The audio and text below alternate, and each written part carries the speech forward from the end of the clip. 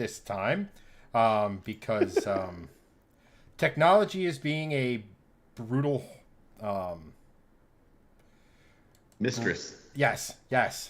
Don't use bad words in the first 5 minutes of video. I've learned how to tube you. Oh man. Hello everyone. Yes. We're here. We're trying. We might not be doing it, but we're trying. We are definitely trying. I apologize to anyone. I'm guessing over on YouTube who saw a stream pop up and then disappear. Yeah. Um, This is the real one.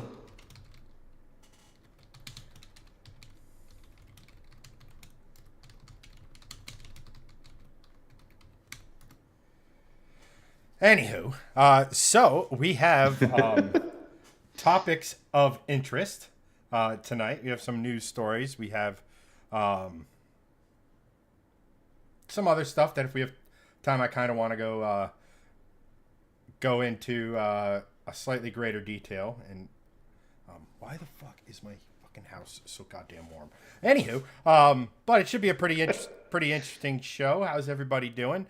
Steve is first again. Um, As per always. What's up, Steve? your complimentary cookies are in the mail. Um, Sean asks what happened. Not entirely sure to which you're referring because it's been a bit of a pain in the ass.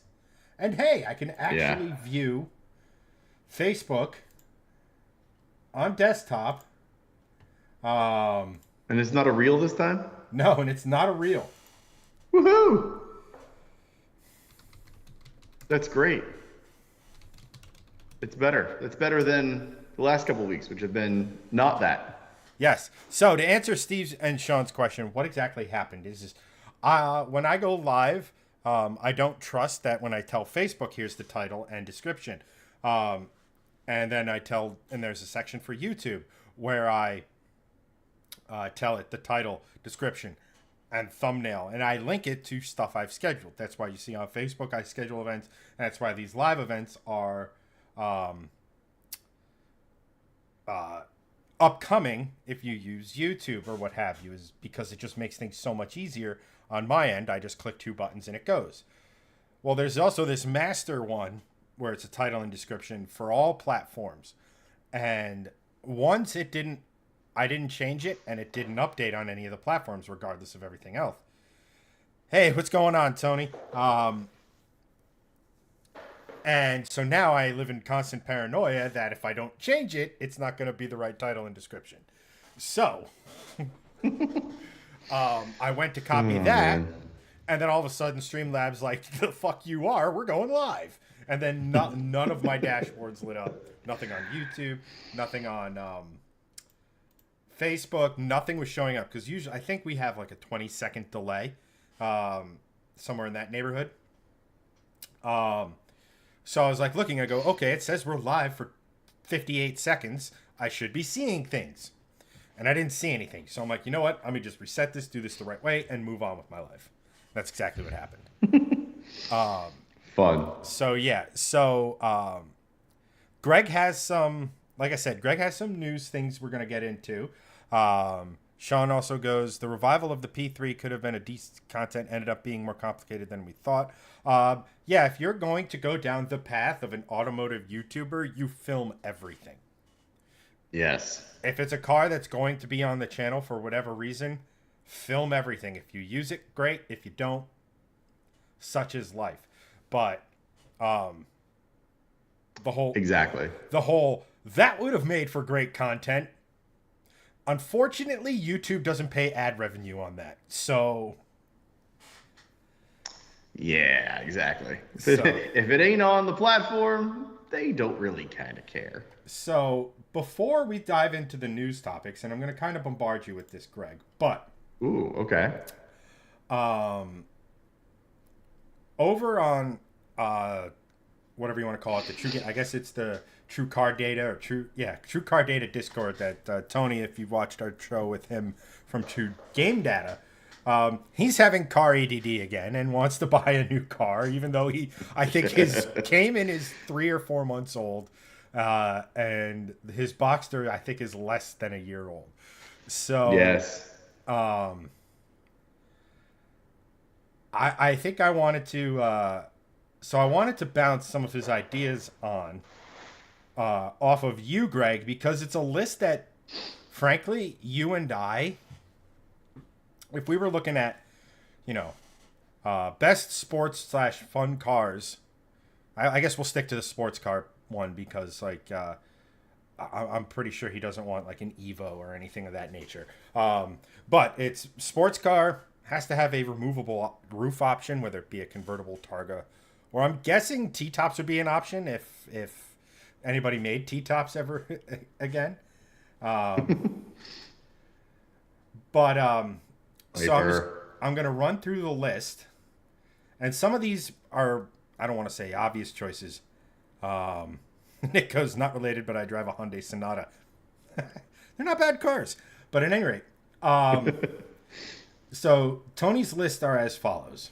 I'll start with the obvious: Miata, ND Miata, probably the whatever the hell the retractable roof one is, or the soft top. The RF. He is again, you got to remember, dude lives in Cali, so drop tops are a thing out there. Hey man, in your budget, a really good WS6 Trans Am is with a manual and T-tops is in your budget. It's older than everything else we've talked about, but I'm just saying. But they're sick. So the Miata's on the list. The Miata, yada yada yada. Answer for everything. Sure. I have mixed feelings on the Miata, but at any rate, I'm not saying it's a bad car. It's a great car. It does everything you want it to do. Blah blah blah. Sure. Not a Chad car, if that wasn't painfully obvious. What else is the list? So we got ND Miata. What else is on there? So while we're in the 2-seat convertible realm, if you were to think Miata but not a Miata, what would the first car that pops up into your head? Miata, but not a Miata in the 2-door convertible realm. Yes. The Alfa Romeo, the 124 Spider. Okay, that. It's literally not a Miata, but it's still a Miata. It sounds way better. And it's ugly as sin. What, really? I mean, okay. The Miata's better. Think of a car like the... Okay, this is the last time I'm going to ask this before I just say it, but you annoyed me with your response, so... I'm going to say it. Think of the Miata recipe. Uh-huh. But it's not made by Mazda or copied by Alfa Romeo. Okay. That's an affordable 2-seat convertible. Oh my God. Why is my brain blanking at this question? I should know the answer to this question. Okay, well, the obvious one is S2000. That's not on the list. But right, yeah. Another one that I wouldn't have expected you to land on were the Skyline, or not the Skyline, the Sky Redline and the Solstice GXP. Yeah. Those are cool. Those are cool cars. And as we know from Adam LZ, you can swap an LS into those things, and it works just fine. Just that's what he did to his mom's car, and it was awesome. And fun fact, the AR5 manual transmission that comes in those cars are one of the most popular manual swap options out there if you're on a budget. Yeah, true. Interesting. Yeah, I mean, for me, for that money though, I would go S2000. Okay, fantastic. Not on the list, but we have 4 more to go. But they're all kind of they're similar. So the next one would be, and the price takes a fairly large jump at this point in the game. Okay. A 997.2 911. There we go. I'm sorry. Again, to each their own. I am not saying because I don't like it, it's inherently bad and you should never touch it.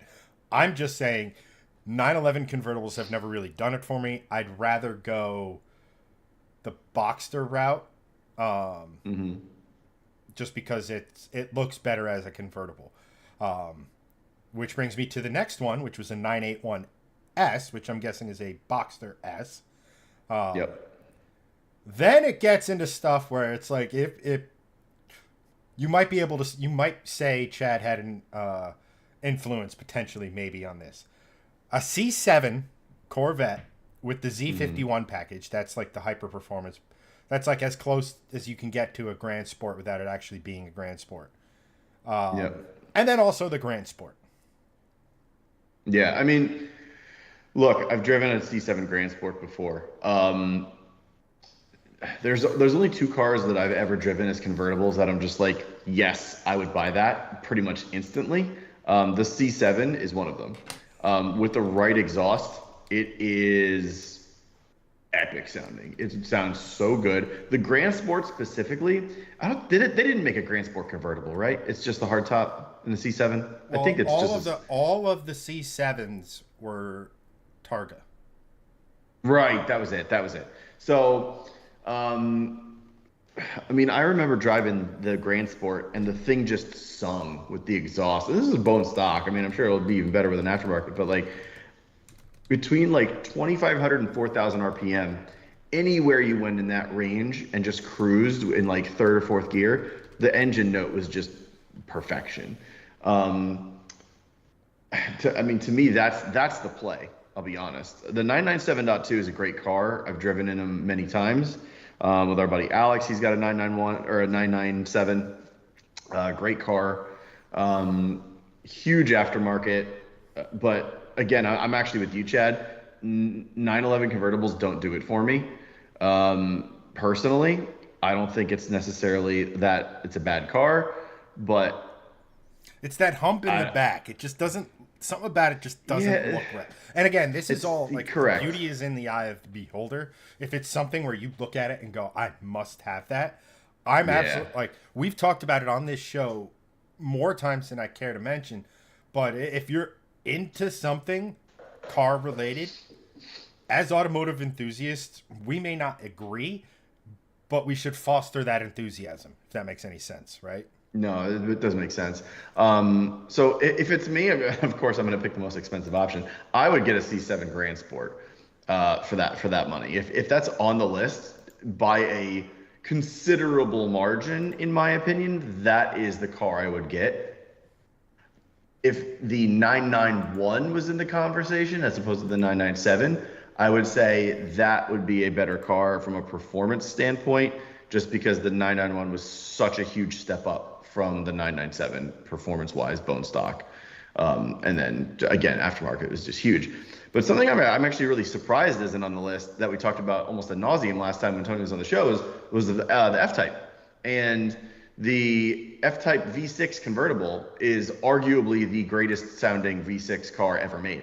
It is biblical in how it sounds, and even for just a six, it is it would be above the Porsche if it's just a oral experience from not oral as in ears. Honestly, that would be almost something I would take over a Grand Sport just because of how that car sounds. The performance is there. It's a great performing car. It's a little heavy as a V6. I mean, it's heavier as a V8, but the V8 just it makes it go. But here's the thing. They make kits now for those sixes that can take you to the same horsepower as an R made by Velocity Access or Velocity AP. So it's like one of the most reputable performance companies out there is Velocity AP, and you can use their kit to take an F-Type. Well, the kit actually is made for the XF or the XE with the V6 in it, the supercharged six, and you can make those into the basically V8 Slayers. So you can do the same thing with the F-Types with the same kit. It's just you don't get the exhaust with it, but it has like the headers, it has the forged pistons, it has the supercharger upgrade, like and all that stuff. So for me, if I'm taking that money and putting it into something, F-Type S with the 6 and a convertible with that package from Velocity AP is a very tempting option. Yes, it is. A couple of things. State of California don't like exhaust ever. No, they don't. That sort of thing. But because he asked, he goes, I'd be curious you guys discuss GS versus C51 since the C51 is so much cheaper. And then he goes on to say that there is a GS convertible. I will say this. To my understanding, a Grand Sport is effectively a slightly heavier Z06. So it comes with all the same goods. Like it's got... So let's just say hypothetically you decide, okay, I'll go Z51. And then you want to do coilovers, brake upgrades, all that other sort of stuff. That's obviously going to run you 5, 6, 7 grand or what have you. Whereas the Grand Sport comes with a lot of that upgraded stuff from factory, which, given what you've explained to me about the California inspection process, might be the better way to go. Just, I don't know how they are about aftermarket suspension or anything like that, or what have you. If it was something I could make financially possible, if it was something to where like, okay, this is a little bit higher, but it's something where I'm totally fine. And I understand part of this is you selling the other 2 cars or what have you. If that's a possibility, that would get my vote. Otherwise, over the Z50. Now, again, if the plan is to just have the Z51 and enjoy it, well, and modding it isn't really on the agenda, you're gonna feel 85-90% of what the Grand Sport's gonna give you in that car, especially if you're not tracking it or any of that. And like even spirited driving on a back road, you're not going to be getting to the point where like the Grand Sport is magnitudes noticeably different, if that makes any sense. So that's just one thing to consider. I personally have always liked the styling of the Grand Sport better. I like the wide body. It just looks meaner. But again, that's just me. If we're diving into the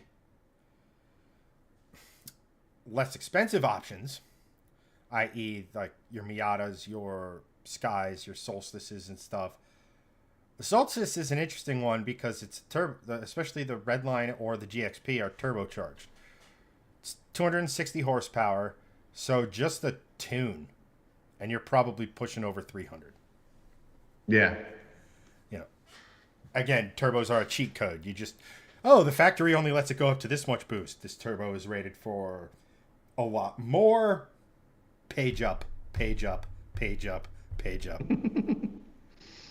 So, but like, again, out of those options, it's a Corvette for me. I mean, again, before I bought the first Mustang, and actually before I bought the second Mustang, because I went down the road, I basically did the exact same thing. The second Mustang purchase, I had some deviations like the ATS-V and a couple other things.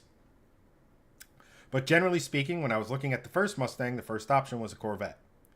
And then I was looking at the second Mustang, the second option, or again, I started with Corvettes and worked my way down to Mustangs. So, but let me put it to you this way, because we did also take Tony down the like your generation V8 Vantage rabbit hole. That's true. That's a great car. Everything else we're talking about is better. Now, it's a great car, but it's not fast. Oh, dude, that thing was so much more than fat. It was so much more than just being fast, right? Yes. But if that's part of the equation, don't get that car. It's fun. It definitely still chirped it in second, but like, it's not a performance car. It's a sports car, but performance is not the main attraction there. It's an experience. It's fun. It's like someone's, in my estimation, and this is going to sound like I'm talking down on it, and I'm really not. All the things people love about Miatas was in that car, except it went, to university instead of, junior college like the Miata. Right. So like Yes. that's the thing. It's like they're just such a fun experience. That you can have fun in those things without really approaching. Well, you can absolutely go lethal speeds, but like you know what I mean, like Yeah, totally. like that sort of a thing. But yeah, like yeah, imagine that, Tony. The stuff we want is the more expensive stuff. It's almost always like it is. So yeah, I just wanted to touch on that because it's been joining Tony's Discord for the car talk and stuff like that. It's a lot of fun, and there's a lot of chill people on there, and like, and then Tony likes to have this fun game where every 3 to 4 months he's like, I need a new car, and then everybody's like, do this, and the conversation's really awesome and stuff like that. It just snowballs. I love it. Well, it's basically a more hinged version of the Shifting Lanes private chat. If that makes any sense. I like it. That's good. So, at any rate, also thanks for hopping on and talking, Tony. We appreciate that. Let's see here. Let me just see here. Let's see what Chad is saying. Sean goes, Chad? You're Chad. Chat with a T, dingus. Sean goes, plot twist. The AR5 is just a beefy R154 transmission. You've mentioned that. I'm just going to take your word for it for right now, but I don't. Steve goes, how about something a little more realistic on budget? Like, I mean, fair enough. But to each their own budget. Like, who wouldn't want a Grand Sport? Yeah. Steve goes, I would like a late 80s TA, GTA, and now let's swap it. The hell's a TA, GTA? Trans Am? Oh, yeah. GTA. Anywho. Yeah, I'm not sure. Sean goes, so the 89 Trans Am Turbo had the Grand National powertrain. Yeah, but didn't they make like 4 of them?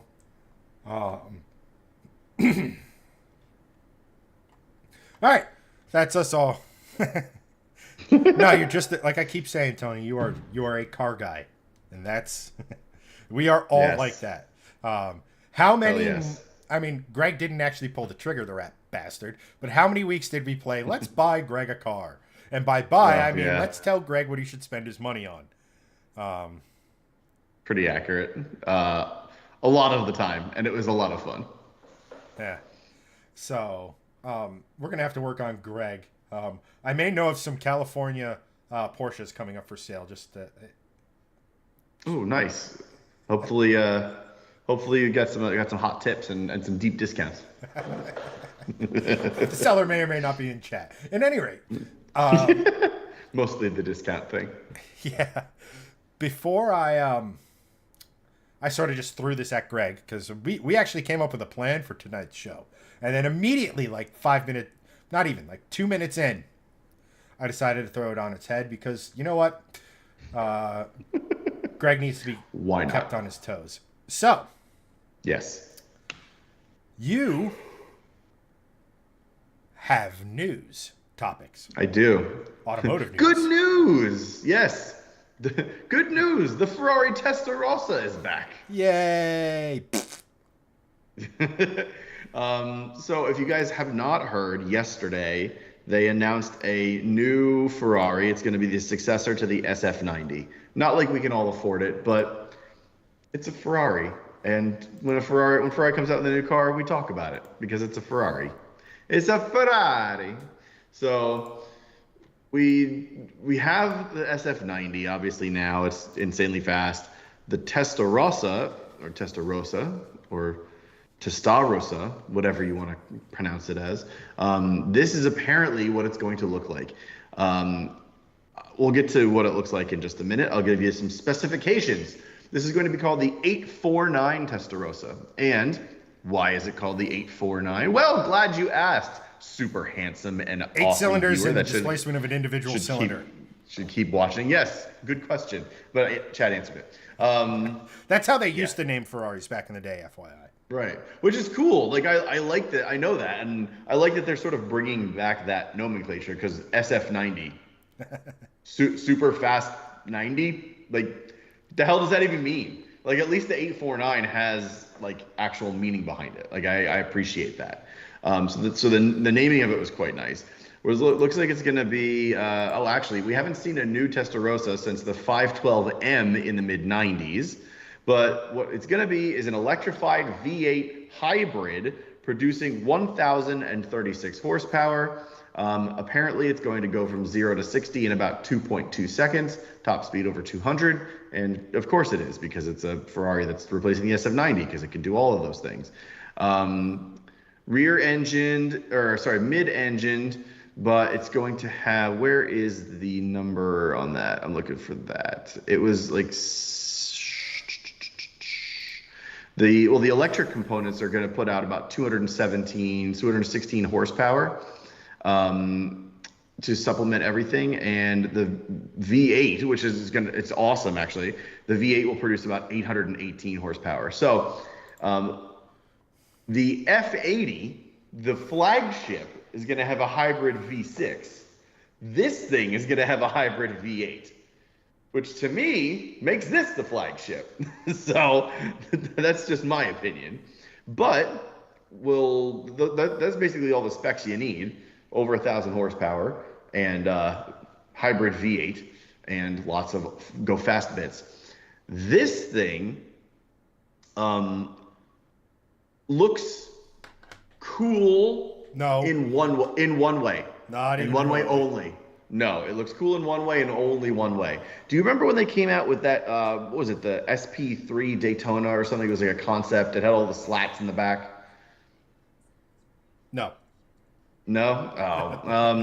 Well, Googleize that. It was a one-off, because Ferrari is very famous for doing like one-offs and stuff. There's a lot of, I forget. I think it's called the SP3 or SP-3 or something like that. It's a very specific one-off. Wasn't one of the things that Glickenhaus did, right? No. This was I want to say it was a Pininfarina design thing. So it's that one. I see a lot of this car in the new Testarossa, from like the angles of it, the rear quarters, a lot of like the greenhouse. I see a lot of that car in the Testarossa, the 849. And that's the only thing I think that's cool about it, is they've pulled some of that design language forward from this into that. I know the front end's very different. It's got like a sort of a two-tier kind of thing with like a mustache. It's different, but you know, these renderings have a lot of that to it. I feel, but that's sort of where it ends. Ferrari just makes ugly cars now, like period. What was the last good looking Ferrari? To me, it was the 458. After that, I don't really care. And before that, even, there's been, like, I mean, the 430 and 360 aren't lookers. Like, they're okay at best. They look good in their day. Ferrari's good.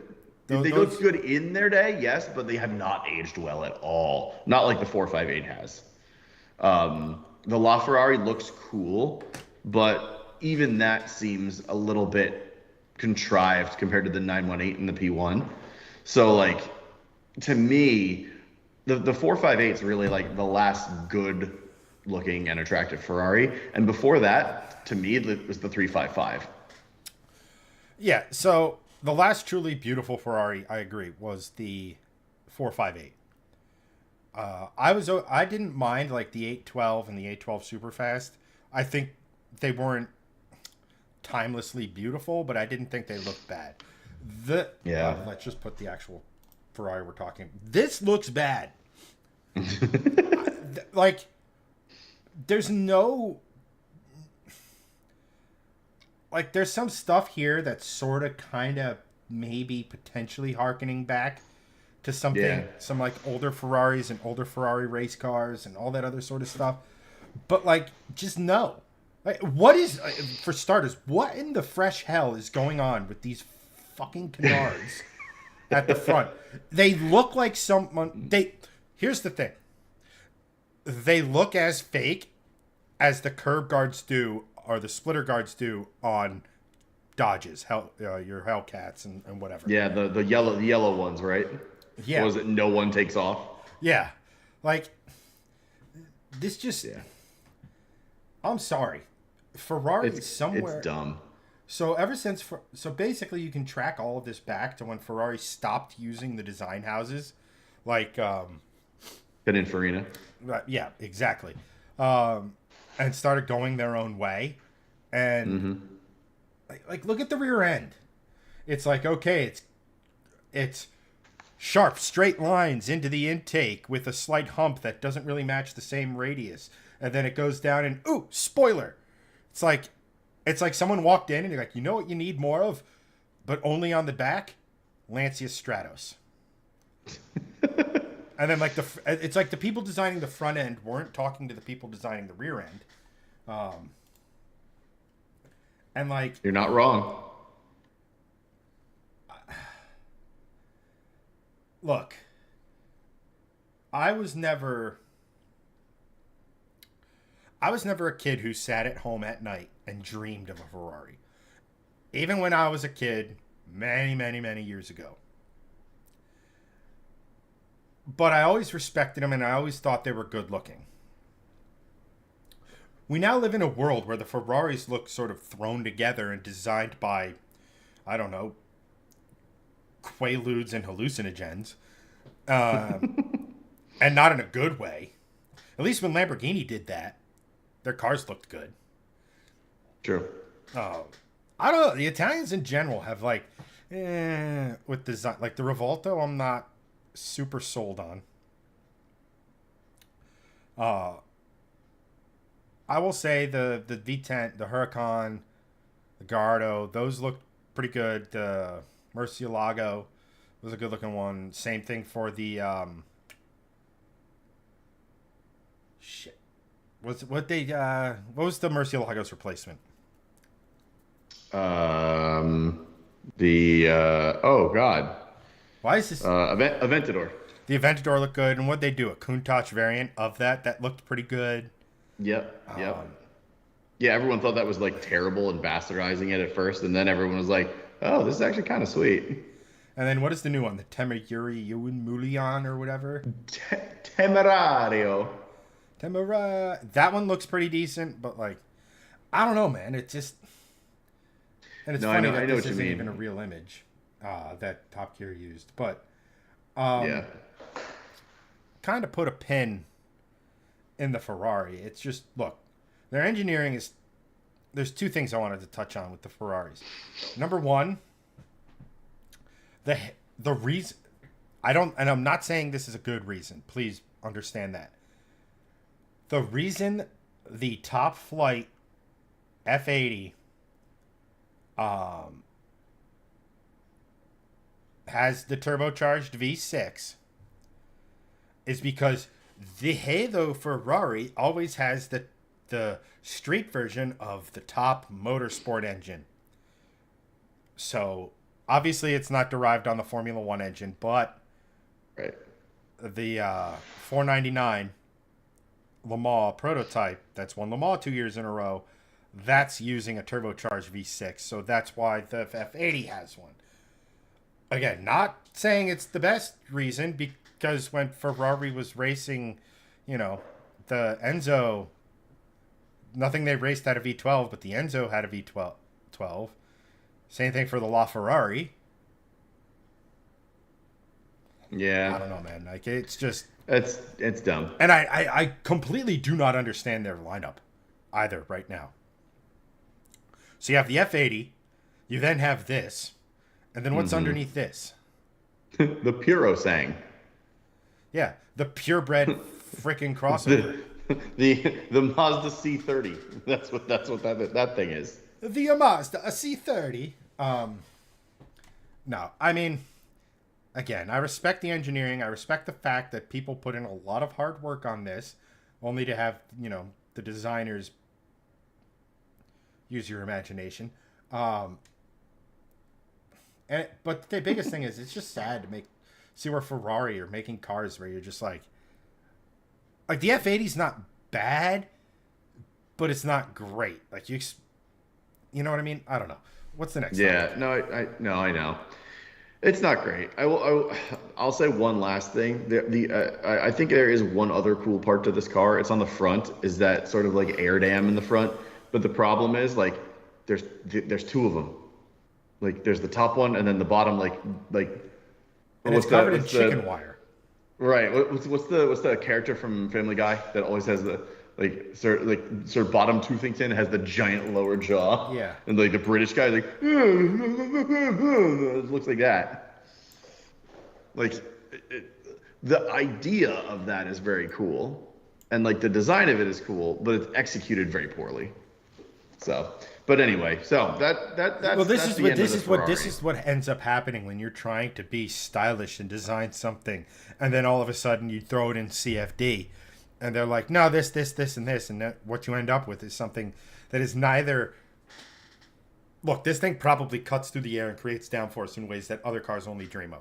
I totally understand that, but it doesn't look like parts of it were designed by the same people. Yeah, and agree. The front. I will never understand that. I don't understand why you like why it has, mammoth tusks or whatever. I don't want to look at it anymore. Tell me what the next topic is. Yeah. Well, it's a sadder topic. We were literally just talking about this, not last week, but the week before, about the Golf R potentially getting the 5-cylinder from the RS3. Well, unfortunately, the 5-cylinder engine is probably going to die with the 2027 RS3.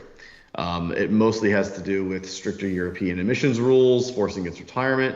And then it's only a matter of time, of course, since, once that happens in the good old EU, that it happens here in the States. I would imagine maybe we'll get another year, possibly 2 out of it. But once that generation RS3 sort of kicks the bucket, I feel like the 5-cylinder, unfortunately, is going to kick the bucket as well. If we read just a little excerpt from the article itself, which is crashing my computer. Also, no one go read Autoblog anymore. It is an absolute tragedy of a website. And it basically just is an EV shill spot now. Hold Either on. way. I want to show them something. I want to show them something. Where is it? This is Autoblog, and if Yep. right, and no, whatever you're trying. This is part of the article. Add. Right. This is the chunk that I can read. Look at the amount of space. Yeah, then a little lower than that, they hawk their newsletter with another ad, and then my final word has 2 paragraphs at the end. Like, this article is so long when scrolling through it. It's probably 300 words, maybe. Yeah. This is such terrible freaking. Anyway, it's why it's ending is nobody go on the Shifting Lanes website as a point of comparison, because that thing is a dumpster fire at the moment. Well, yeah, but here's the difference. We don't put any effort in there. Autoblog is a professional journal with money. Like, they should at least have a website that functions properly. Or not have ad on top of. Like, this looks like some that's what I college mean. That's kid's part of it. blog, and he's trying to make a couple extra bucks. Correct. It is literally the Autoblog now, and it looks like it was made in like just a horrible back end, and it is not good. So yeah, basically Euro 7 regulations, they're making emissions tighter come 2027, and it's basically going to be eliminating a lot of performance engines in that sense. The 5-cylinder is going to be part of that, and I think we're probably by the end of this decade, at the very latest, is when we're going to see the end of the 5-cylinder here in the States. So. I mean, I'm bummed because the 5-cylinder is an engine that we all kind of love here, but I think we kind of saw the writing on the wall. The 5-cylinder, it's the only one in production, so like it's it's probably going to go away eventually, and I guess this is the death knell for it. Sorry. I mean, here's the thing. They're going to sit here. They're going to blame it on emissions. I think that's complete and utter bullshit. And here's why. The Audi 5-cylinder is in 2 cars. That's it. It's not like the old days where like the small Audi got the engine from the medium-sized Audi and that was the S or RS version, right? Or some variation of it. The A5 doesn't get a variation of this engine, right?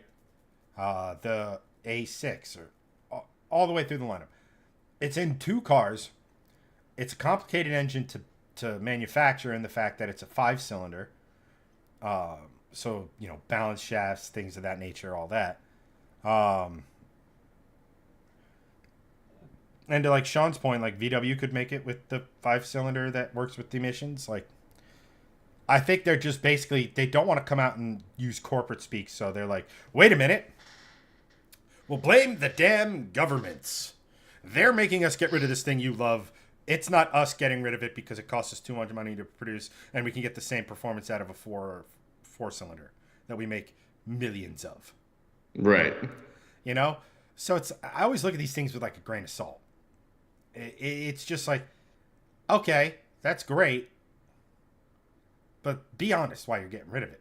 And it sucks because that is one of the coolest engines you could put in any car on the road today. Yeah. Nothing sounds like it. It makes biblical performance, and those engines are ridiculously strong. Like, people who are racing these things, obviously this is on race gas and all this other stuff, are making close to 1,500, 2,000 horsepower with these things. They make billet blocks for these things because they're so good. Yeah, it's crazy. So it sucks to see something like that, something that is an icon, something that, let's be real, is the only reason I give anything that resembles a shit about Audi. Yeah. I mean, Audi's lineup is okay. They make some good stuff. RS6, RS4, good. RS3, also good. They also make some boring as shit stuff. Every one of their SUVs. It's just like every other luxury brand now, but they're sort of getting rid of one of their sort of mainstays and differentiating unique factors to their brand. Like, to me, and I know that this is not a big seller.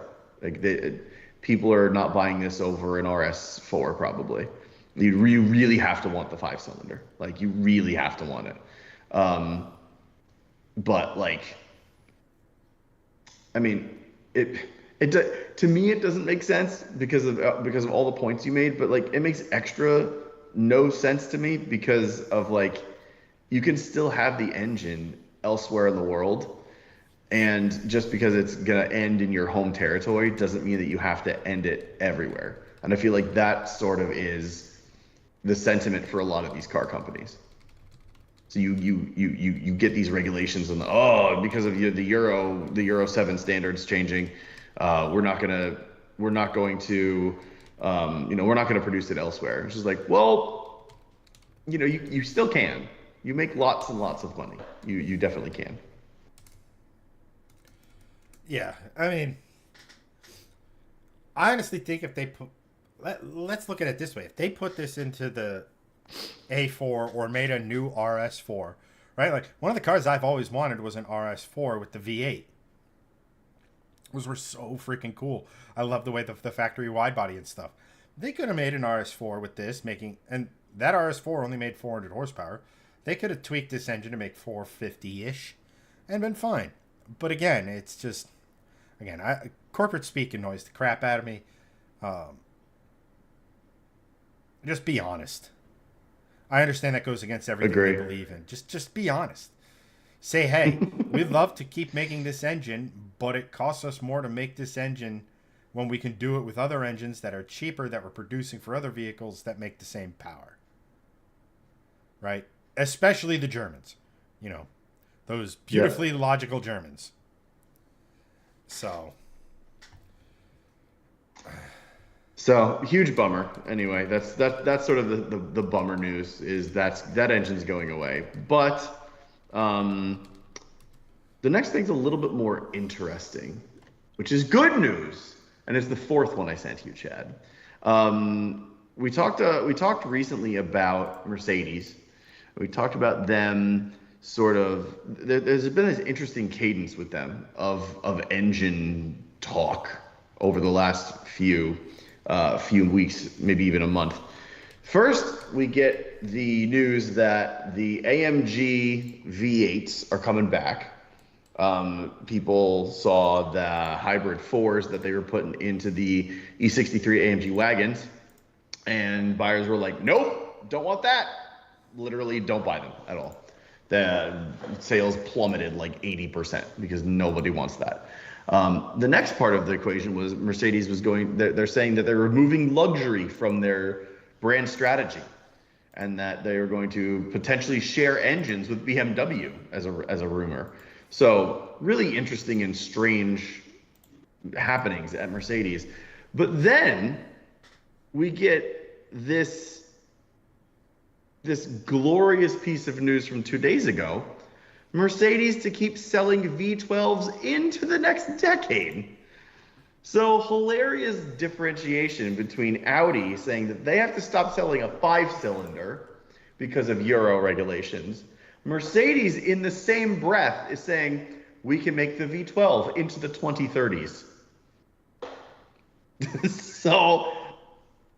So what is it? And I think it goes back, a really interesting thing to go back to your point, Chad, of like, just be honest. Like, Audi definitely isn't being honest. If Mercedes can keep making V12s into the 2030s, then Audi damn sure can make a 5-cylinder continue to work for them. I think a lot of this. Okay, so on the face of it, I agree with your sentiment, right? Like V12 turbocharged 2.5 liter, like everything's turbocharged now. Why is this turbocharged engine not going to be right? I get that, but with like a V12, you have displacement. So I don't know if you can detune it or what have, but like effectively there's more wiggle room where that 5-cylinder is pretty high strung. So usually high strung motors burn more fuel.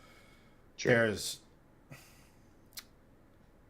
I don't want to say there's more unburnt fuel going out the exhaust pipe, but like, you know, the duty cycle on the, or not the duty cycle, but like the amount of fuel being sprayed into the cylinder, each cylinder, every combustion cycle is a hell of a lot more. So when you burn more wood, there's more smoke. When you do that, like, you know what I mean? So like, I do kind of get that, but like on the flip side, it's, so I mentioned this in chat, like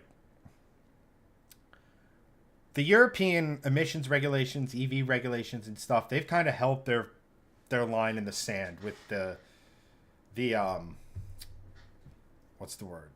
With these regulations, whether it be making electric cars, the emission regulations, they've been way, holding their line than say here in America, right? Like, right. I'm not here to say one way or the other which is better, but the point is that and I think that the governments of Europe are going to continue that mindset at least until 28. And then they're going to see how the election goes here. Because let's face it, if you're going to sit here and tell BMW, you have to build this car for Europe, and it has to meet all these regulations, and then you build a car, and then in America, you don't need any of that. Well, the auto manufacturers are going to start to be like, yeah, okay, that's great. We want to sell it, save the environment. But you're killing us because now we got to make 2 variations at minimum of every one of these cars. And let's face it, they're going to lean towards America because it's the largest market in the world. Right. So I don't know. I'm not saying that that's what's at play here, but I mean, what is it? What harm does it do Mercedes to say that we're going to make V12s all the way until, you know, the robot uprising? Like, it doesn't fucking matter. It's like, we're going to continue to make this. Okay. Wake me up in 2035 and let me know if you're still making it. Like, right. It's like, so I think part of that is oh shit, this whole idea of BMW engines and deluxurying our cars, and oh, this huge massive mistake we made with the 4-cylinder hybrid shit. Oh my gosh, how do we get the enthusiasts back on our side? We're gonna keep making V12s, bitches. Yeah, suck it. Yeah, I will say that the article sort of goes on to say a little bit that they were very non-committal about it, and they talked about the Euro 7, the emissions laws that we mentioned earlier. But the technical boss, Markus Schäfer, or however you pronounce it in epic German, said we'll continue to offer V12s. I will not say more, but it is coming. Basically, that they are essentially working on it. Did not give any details on how Mercedes would make the V12 compliant with the new rules, nor did he confirm which model lines would use the engine. Currently, the only Mercedes model to use a V12 is the Maybach S680 Limousine, but it was previously offered in AMGs in the S65, CL65, SL600 models. And it is possible that V12 engine Mercedes models could be sold in select global markets. So again, to your point before, that reeks of here in China. That reeks of here in China. I was just going to say, that's basically just U.S. and China buyers. That sounds exactly like who that is for. And then maybe one random Russian oligarch. Like, that's pretty much it. Like, I think that's pretty much that. There's your target audience. But,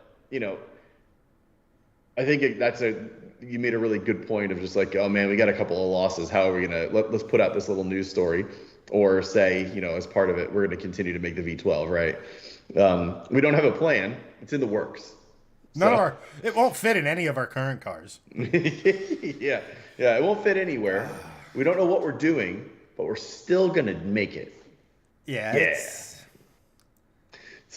funny how that works. And like those Mercedes V12s were never performance engines. They were just the only one that really ever was the one that went into the Zonda, but that was just because Pagani took it and went nuts with it. Right. Well, Pagani's like, okay, AMG, actually put the M in AMG with this motor, but right. So like, it's not like those engines are pushed like effectively in Europe. Putting a V12 or back in the day a V16 something was the equivalent of putting an American big block into something. It was just more displacement. So no replacement. No, there isn't. And anyone who sits here and says that turbochargers are the displacement replacement, what happens when displacement gets a turbocharger? The bigger engine matters. Right, exactly. Unless you're the wizards at Ford and you design the Coyote. But even so, MMR built a 400 cubic inch billet block based on a Coyote. Right. 400 cubic. If they made that thing with water passages, it'd be so impractical, but I want one for a daily. At any rate, I'm going to touch on a comment for Steve and then take a quick break. And Greg will regale you with something of interest and something either interesting or that will educate you. I'll let Greg come up with that. There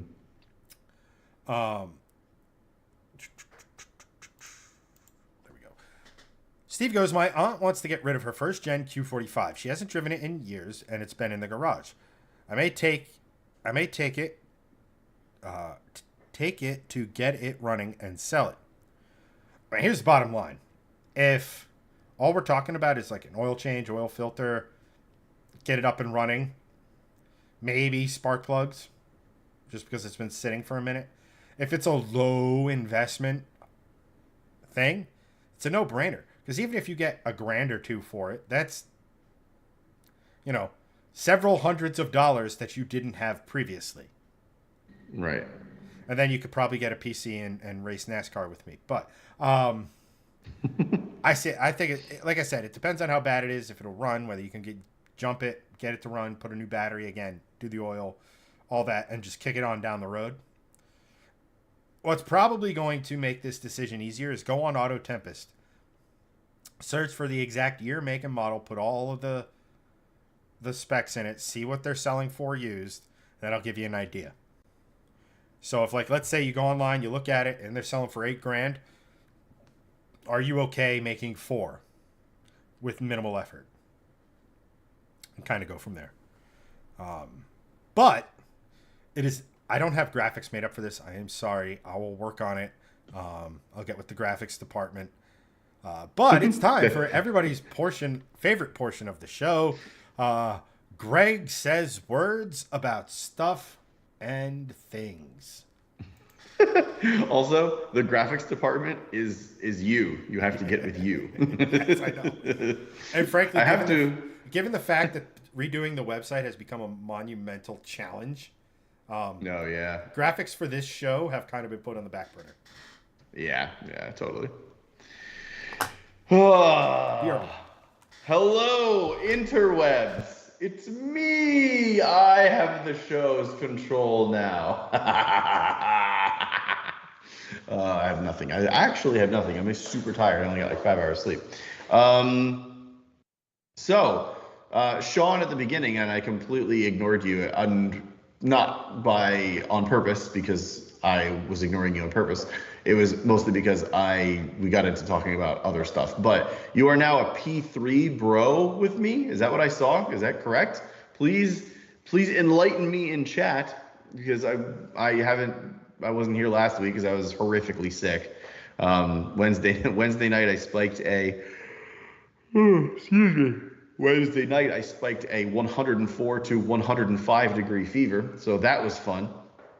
And I know why. It's because I took an insanely hot shower and then went right under the covers after having adenovirus. So that was great. But I am all better now and back. So I'm imagining you talked about it last week, or the week before.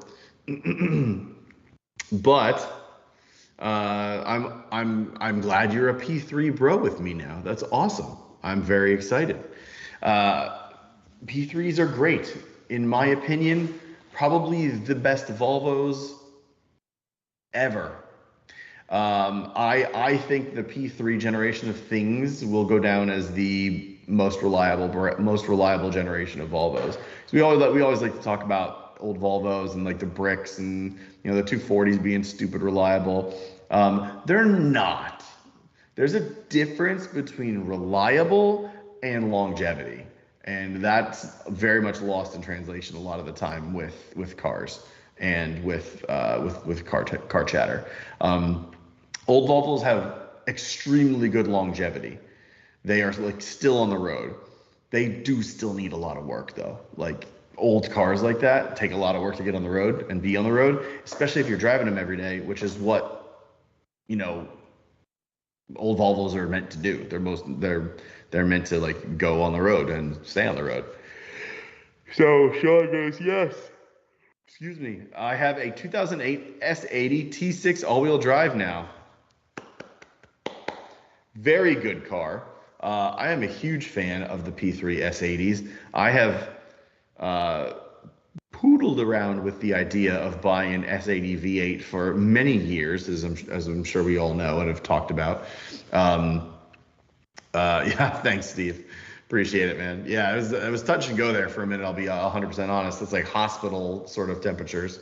But I immediately, after that like hour nap where I did the hot shower, then ran under the covers, I immediately threw the covers off, tore my shirt off, and just laid there underneath the ceiling fan on high for like 30 minutes, and I was down to 103. So I was like, oh, well, I know why I was 105 is because I made myself that way. So I took some Advil and it was fine. But man, that was not a fun time last week.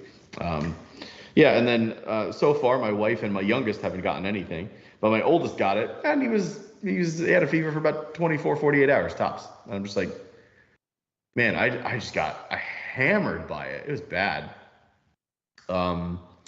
So Sean's 2008 S80 T6 all-wheel drive. This one has 286,000 miles, but it was well serviced. I mean, look, if it works, then it works. You know, I was actually having this conversation with someone I know the other day. She has a Ford Explorer with like 243,000 miles on it, and you know, like some stuff is starting to go wrong on her car, and I'm like, look, you know, you're not going to get much for that car if you trade it in. It's not a car that you trade in and you're getting your value back, right? At that point in time, if it's going to be a fix that is less than a quarter of the value of the car, just do the fix. If your car's worth like $6,000 and the fix is going to be 3 to 4, then you might want to think about recouping some of that cost into the next car you get. So, you know, you have to do this sort of cost benefit analysis, right? But the fix that, you know, she's looking for is a new alternator. And if you can find someone to put it in for you, like, that's a fairly cheap fix. I mean, on Explorers, at least her generation, I think it was the 2012. It's literally just right there. It's bolt in, bolt out kind of thing. It's not that hard. But a dealer is going to charge you $1,500 for it for parts and labor. So if you can find a good one, and then either have like a friend put it in or take it to like a secondary shop, you know, that is something that is a lot more palatable and will only cost you maybe like $500-600. So, you know, it's food for thought. 286,000 miles is great. Those engines are super stout, and if it's well serviced and it runs great, it'll probably go for another 100-200,000 miles pretty easily. So I'm glad you got one. I'm stoked for you. Also has 80% of the interior from a 2014 Inscription. I mean, that's not a bad thing to have as part of that deal. So very nice. I'm glad you've joined the P3 family. Doug, hello, welcome. Good to see you, my brother. Utility value is king for hoopties. Yes, value, utility value, and just getting value out of something. I mean, I think it's been proven time and time again with Top Gear and their, you know, cheap car challenges. You know, it's pretty hard to kill a car. Like, the cars kind of just keep going, even with, like, you know, all the stuff we do to them. And if it's a car that has 300,000 miles, but it's been all highway miles, those are easy ass miles for a car to just eat up. And they're not really hard on the car very much at all. It's the start stop, the constant come and go, the constant stop, and, you know, a lot of the more modern systems with the stop go technology, like those things are actually really hard on a car. Just a highway mile, you know, road warrior kind of car with 300,000 miles, I'll take that over a comparable New York City car with 100,000 miles on it for sure. Because I know those 100,000 miles in New York City were hard earned miles. Whereas, you know, an SUV with 300K on the clock, or a, you know, S80 with the T6, if it was a highway car, I'll buy that every day of the week over the other one. So, you know, mileage is only something that matters in cars that are just, like you said, that are not well cared for. And if it's just super old. If it's like a car from the 90s with like 300,000 miles or 80s, it's like, yeah, you probably should avoid that, I'll be honest. But, you know. I was having this conversation the other day. It comes down to intensity of the mile as opposed to the number of miles. 100%. Whether it's a fun, like, for example, a WRX STI, probably getting hammered on. More than likely. You know, Toyota Camry, that's not an Uber or a taxi, also probably not getting hammered on. Right. So, But on the flip side, they are Uber taxis. Steve, Yes. thank you for hanging out, man. Appreciate it. We'll see you on the flip of the Yes. sides. Yes. And now it is my turn, and I shall be right back. So, Chad, you say the words with the things and the stuff.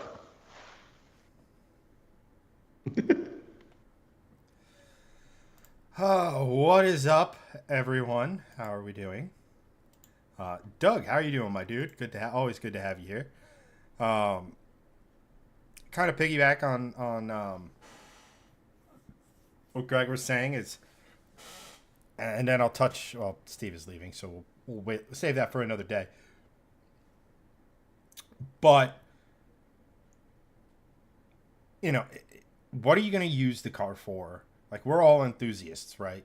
But most of us have a job to get to, kids to ferry around, day-to-day crap to do. We're all mechanically minded, but at the end of the day, it's like, I don't want to buy a car and be constantly fixing the fucker. So a high mileage car can be a bargain if you're just going to putter around with it, be smart with it, all that other sort of stuff. So Sean goes, ex-police car probably sat at idle for a combined 5 years. Probably. I've always kind of wanted to mess with one. I couldn't tell you the why. I mean, apart from the old Blues Brothers routine of, it's got the high output engine, the beefier suspension, all that sort of fun stuff. And what have you. I don't know, just something I've always kind of wanted to mess with. That's why it was like that last week. At any rate, while we wait for Greg, I feel like this portion of the program is what we're referring to as Mustang Musings. So I found out a piece of information.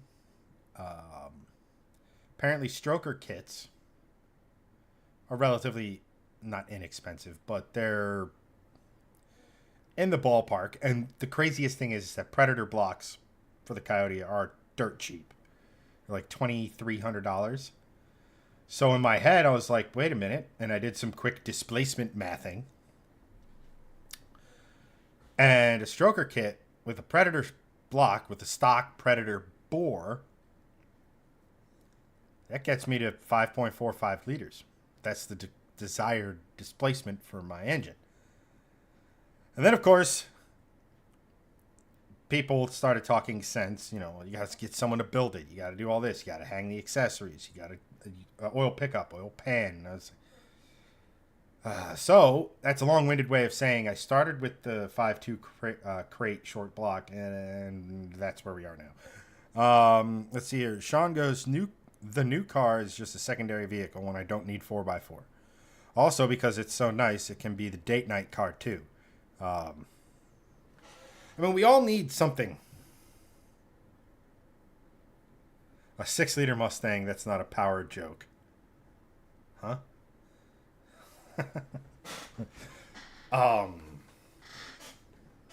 What? No. Never putting a diesel into my car.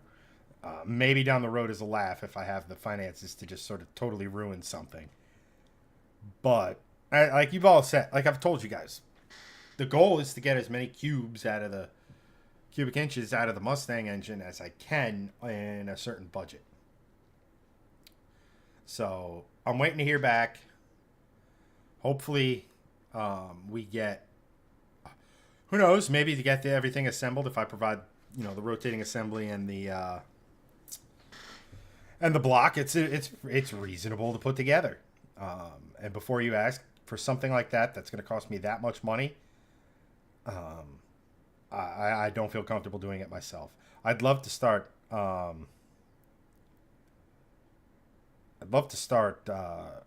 doing that, messing around, tearing engines down, because engines, in my estimation, are the coolest thing about a car. It's what gives a car its soul. It's what gives a car its presence. Sound of a car is very important to me. It's why, like, regardless of the engine we go with in the Mustang, probably going to play around with some resonators in the exhaust to try to take away some of that coyote rasp or buzz. That kind of. Here's the thing. I've heard the GT3 race car. It has a deep sonorous tone. It doesn't sound anything like my car. Does it have a race exhaust? Yes. Is it side exit? Also, yes.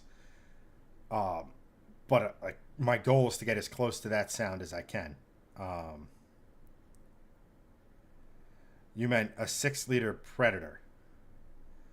I know you're joking, but you don't have the bore space or there's just not enough room to get a Coyote, even a Predator block, up to that displacement without, the MMR billet block with the tall deck. Yes, you can do that. But I think the max people have gone on like a Predator block is like 5.7, and that would be cool because Mustang 351, like that's a classic Mustang small block displacement, 351 cubic inches. Be cool. Also, things I didn't know, a lot Ford's Predator blocks are made in Canada, so a 351 Windsor Coyote. But that then gets back to the machining. Machining it, putting a sleeve in it, machining it again, all of that sort of stuff that I wish I had the money for. I really, truly, really, truly do. But as of yet, I haven't won the lottery, so that'll have to wait.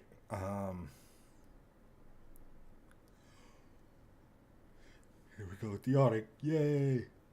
How's Greg doing? I wish I could tap into like Greg's security and just like have like camera feeds, not to spy, but just to like follow him around, and we could have like just watching Greg. As dumb as that sounds. Oh, sorry. Looking. That season, temperature shifts, allergies are starting to go nuts. You can fucking hear it. What was I looking at?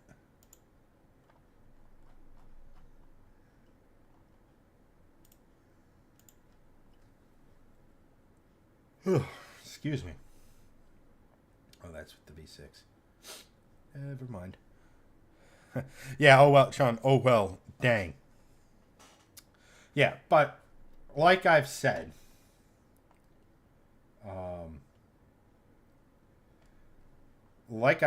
here a bunch, what makes the Coyote is it is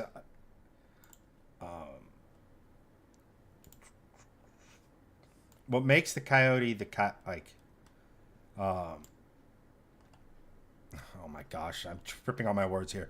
What makes the Coyote special is it doesn't need a shit ton of cubes to make power. Yes, you need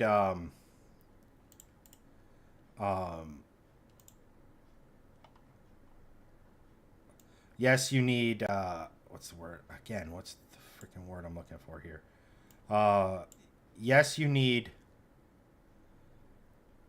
for naturally aspirated, cubic inches is king.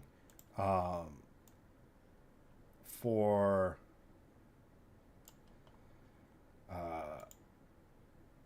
boost, which the Coyote's a boost engine.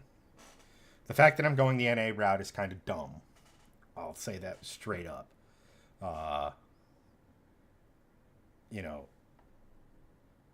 The God damn it.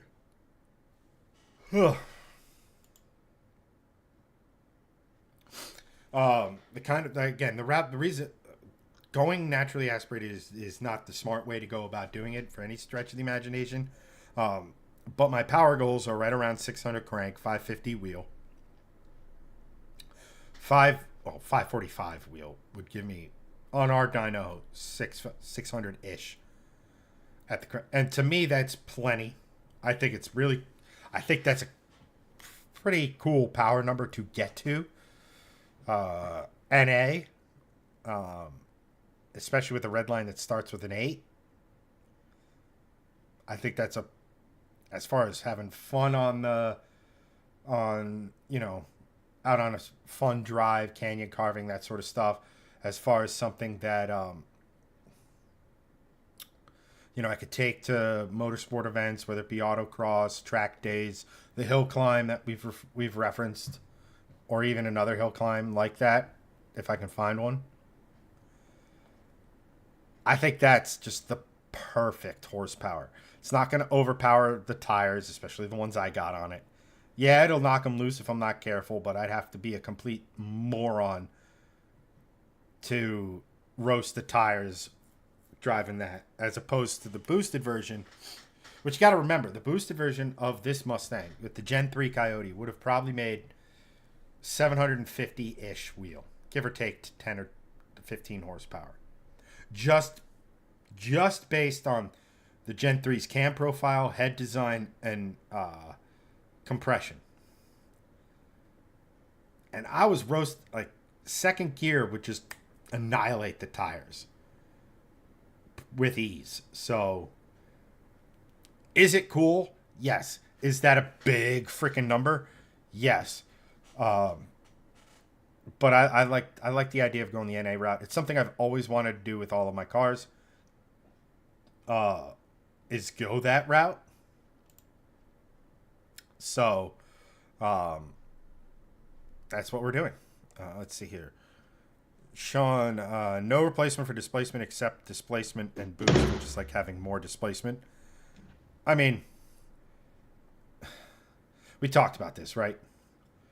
Yes, a turbo, a supercharger will give you the power of a bigger engine with drawbacks. But in terms of NA power, you have to have trick heads, trick fuel, compression, all that. Sean goes, well, NA generally gives you more predictable power delivery and throttle response. Yeah, yes and no. So the Silver Mustang had a centrifugal. So that makes boost based off of RPM. Imagine that. So the power curve in the Mustang is, kind of like that. Well, with the centrifugal, it's more like that. So it mimics the way the Coyote makes power, or any engine for that matter makes power, except maybe a diesel. But on that note, Greg is back. How was your tinkle? It was tinkly. Good. And I got water, since I haven't literally drank any today until just now. You should probably do that. Mm-hmm. Hydration. You're the one who always says to hydrate. Just saying. That's right. There's no replacement for hydration. Except for a turbo. Nope, that doesn't work. Anywho.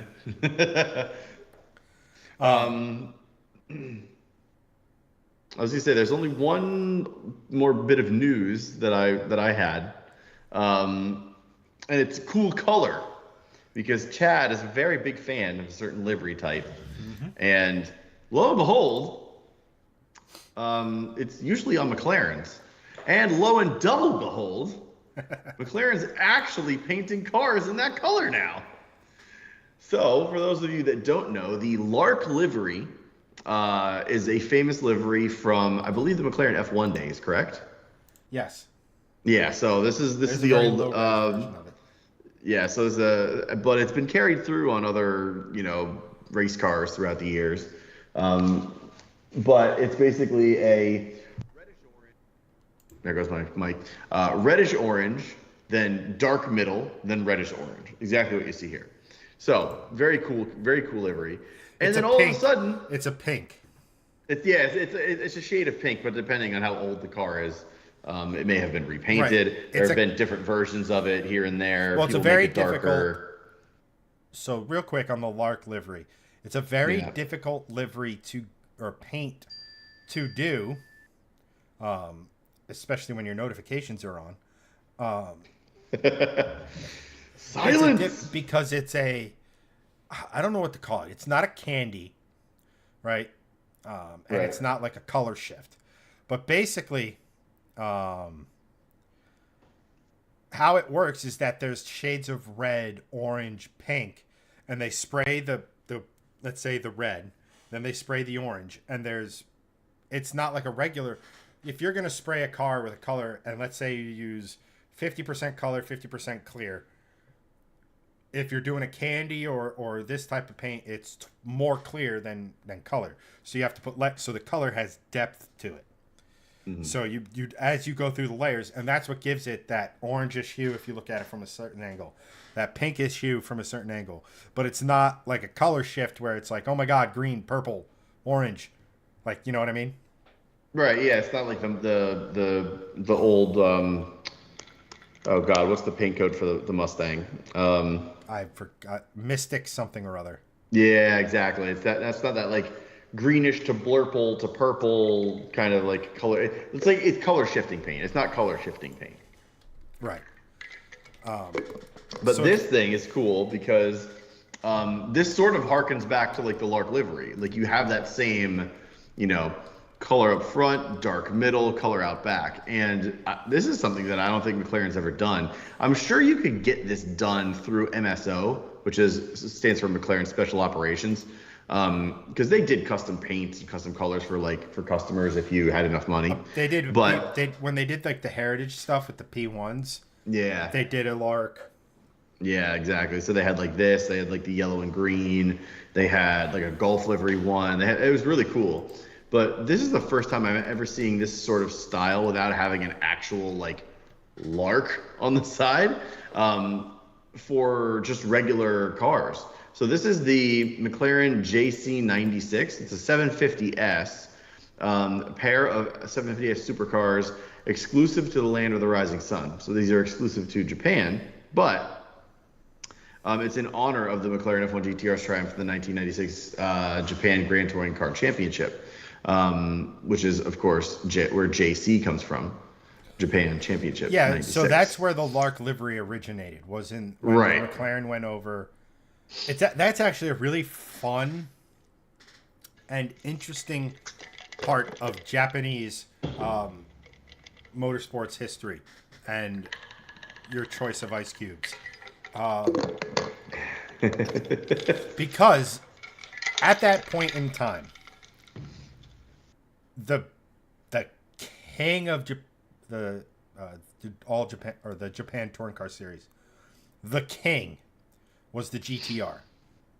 You had the R32, you had the R33, and right around this time when McLaren showed up, it dominated. But what was the car that knocked the GTR off its championship pedestal? Well, it was the McLarens. And even like the F1s that were detuned to compete in this series, they replaced them. They were the most dominant car ever. And at that same time, or not the most dominant car ever, but they dominated for a season. At the same time, the Mark IV Supra was in its second or third year in the series, and at first it was using the 2J. It was really non-competitive, had some decent results, but it wasn't good. And after McLaren showed up, they kept nerfing it or trying to nerf it, and eventually what knocked the McLaren off and in the process killed or beat the GTRs was the Mark IV Supra with a 4-cylinder. This is right in that era. So the Lark livery, the 4-cylinder Supra, the GTR, all of this, all in the same time frame, which is arguably one of the coolest eras of motorsport that we as Americans weren't really privy to or don't really know too much about, because again, it happened in Japan. Here in America, we're not really watching many national touring car series. British touring car wasn't that big, or wasn't that big here or whatever. If we were watching international racing, it was Formula One, it was Le Mans, and then it was World Rally in that order. Mm-hmm. Yep, that was pretty much it. But I've always liked this livery because I like that shade of pink, orange, red, whatever you want to call it, that the Lark livery had. It was enough to be cool, but not so insanely in your face like, like a Hello Kitty pink, right? Mm-hmm. It's just a really cool livery. And to this day, you guys will know when I have finished the Mustang because it will have gotten this livery. Which is exactly why I wanted to bring it up, because I know you love it so much, and it's so cool. To me, it's an all-time livery. It is It is. It is one of the best liveries to ever be placed on any race car ever. Yeah, and I think this is cool in the sense of, this is a one-off for Japan, right? You can absolutely order this. I guarantee you, if you have enough money and you go to McLaren and you say, "Hey, that looks pretty neat. I want that." MSL will be like, "Yeah, we can paint your car like that." Yeah, I mean, I guarantee you they will do it. Oh, 100%. Now, the trick is getting McLaren to paint my Mustang like that. Yes, that will be the biggest challenge, because McLaren will look at you and go, "What?" Come on, I'd be like, come on, you worked with a Fox Body Capri. It's not. They're going to be like, "That was like 50 years ago, man. Get out of here." Probably. Or it's like a $60,000 paint job, and at which point it's like, Yeah, no thanks. But yeah, no. Again, cool. One of the coolest liveries to ever exist. Super cool that they're. This is what I like. I wish more manufacturers would do this, right? Like I think Ford does it did it with their GTs, where you could get like the old Shelby livery, the white with the black. You could get the Gulf colors. Yeah. That's pretty cool. But I wish I guess Mercedes does it with some of their cars with the modern liveries with the faded stars, literally the Mercedes star fading on the paint and everything. A lot of companies do this, but I wish I think it would be pretty badass if, well, they don't, Chevy doesn't make a Camaro anymore, but I think it'd be badass if it had the yellow to blue paint scheme that Dale Earnhardt's first, cars had. That would be very cool. Or like you saw something from Ford with the how many Mustang liveries are there that you could copy? Like a bajillion. So it's just one of those things. Yeah. Cool. You brought up a news story that didn't troll me. But yes. But I thought you should get one that you would actually enjoy. Maybe talking about Ferrari. Yes. But Sean, thanks for hanging out, man. Good luck tomorrow, etc. But we're still in. There we go. There we go. But is there anything else you would like to share with the ladies and gentlemen tonight, Gregson? No, I am all set. Thank you. All right. So on that note, he's had 2 weeks to prepare, folks. Mm-hmm. Greg, send us out with your dad advice of the week. The dad advice of the week is, don't take life too seriously and just slow down sometimes. Sometimes it's really needed to not go so fast. And just take a breath and take a step back and just move forward a little slower than you're going. Life doesn't need to come at you that fast. Just stop and, this is the cliche of all cliches, stop and smell the roses once in a while. All right. Yes. Or to put that in a slightly less cliche way, hey, you got to be in the car. You got to drive. Might as well take a look and enjoy where you're at. Could be worse. But on that note, true. We're going to wrap the show for the evening. Thank you to everyone for watching, all the commenters, likes, people who shared. Appreciate you on Facebook.